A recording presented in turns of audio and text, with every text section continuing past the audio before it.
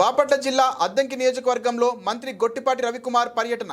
Medarametla ZP పాఠశాలలో parents teachers ఆత్మీయ సమావేశంలో పాల్గొన్న మంత్రి గొట్టిపాటి ఉత్తమ ప్రతిభ కనబరిచిన విద్యార్థులను అభినందించిన మంత్రి గొట్టిపాటి రవికుమార్. ఇవాళ రాష్ట్ర వ్యాప్తంగా ఏ రాష్ట్రంలో జరిగినంత గొప్పగా మన రాష్ట్రంలో అన్ని స్కూల్స్లో జరుగుతుంది అనమాట. ఎక్కడ పోలేదు, దాదాపు రాష్ట్రంలో ఎక్కడైతే బళ్ళు ఉన్నాయో ఆ బళ్ళు అన్నింటిలో కూడా జరుగుతుంది. ఎందుకంటే ఇందాక కలెక్టర్ గారు కానీ డిఓ గారు కానీ మన సర్పంచ్ గారు ఎంఈఓ గారు పెద్దలందరూ మాట్లాడారు.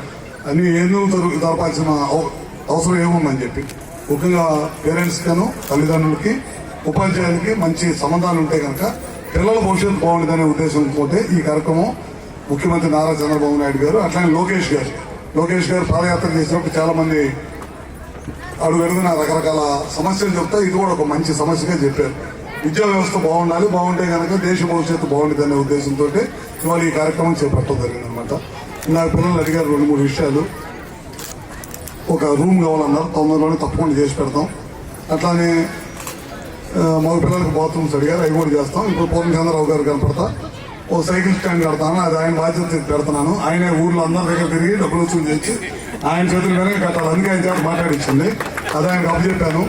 అక్కడి నుంచి సెంటర్ నుంచి రోడ్డు ఉంది కదా, అది తప్పకుండా నేను నేర్పించేస్తాను. మన కలెక్టర్ గారు కూడా ఇక్కడే ఉన్నారు కాబట్టి పిల్లలకి ఇబ్బంది కాకుండా మెయిన్ రోడ్లో నుంచి మన ఇక్కడికి తప్పకుండా చేపిస్తాం. ఈ కార్యక్రమం సిమెంట్ రోడ్డు ఇవన్నీ కూడా మళ్ళీ మనం ఈసారి స్కూల్కి వచ్చినప్పుడు తప్పకుండా చేపిస్తాం. ఇంకా కలెక్టర్ గారు ఇందాక ఏం చెప్పారంటే కొన్ని గదులు ఎక్కడైతే నిరుపయోగం ఉన్నాయో, కట్టి సొగం గట్టి అయిపోయి ఉన్నాయో అన్నీ కూడా తప్పకుండా కంప్లీట్ చేపిస్తామని చెప్పి కూడా సభాముఖంగా మీ అందరికీ తెలియజేస్తున్నాము.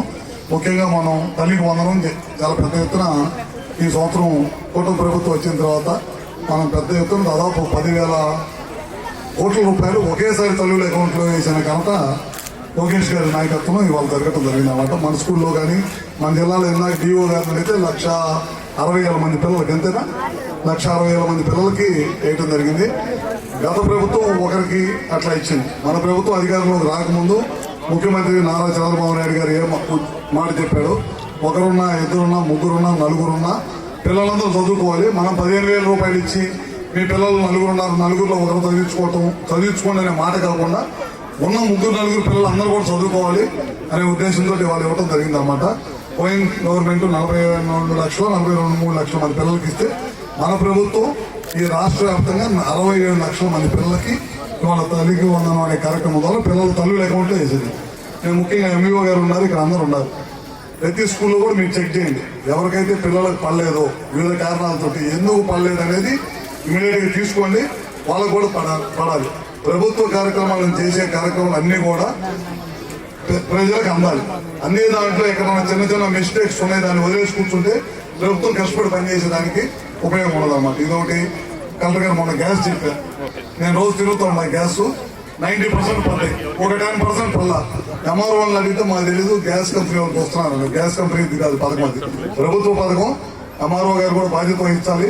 ఎక్కడైతే ప్రజలకి గ్యాస్ ఇంటికి తల్లులకు పట్టలేదో అది కూడా తీసుకొచ్చి కనెక్ట్ చేసి అది కూడా ఇప్పించాల్సిన బాధ్యత ఎంఆర్ఓ నేను ఉందని చెప్పి తెలియజేస్తున్నాను. కలెక్టర్ గారు కూడా ఇక్కడే ఉన్నారు కాబట్టి తెలియజేస్తున్నాం. తొందరలోనే మనం ప్రభుత్వం చెప్పినట్టు రైతులకు తొందరలోనే మనం రైతు భరోసా కార్యక్రమం ద్వారా ఏదైతే ముఖ్యమంత్రి గారు చెప్పారో కేంద్ర రాష్ట్ర ప్రభుత్వాలు 2 కలిపి 20,000 ఇస్తామని అది కూడా తప్పకుండా చేస్తాము. అదేవిధంగా తల్లులందరూ కూడా రేపు ఆగస్టు 15 నుంచి ఆర్టీసీలో ఉచిత బస్సు ప్రయాణం పెట్టాం, అది కూడా తప్పకుండా చేపిస్తాం. ఏ ఇబ్బంది లేదు. అన్ని స్కూల్స్ కూడా బాగా డెవలప్ చేస్తాం. పిల్లలందరూ కూడా జాగ్రత్త వహించాలి.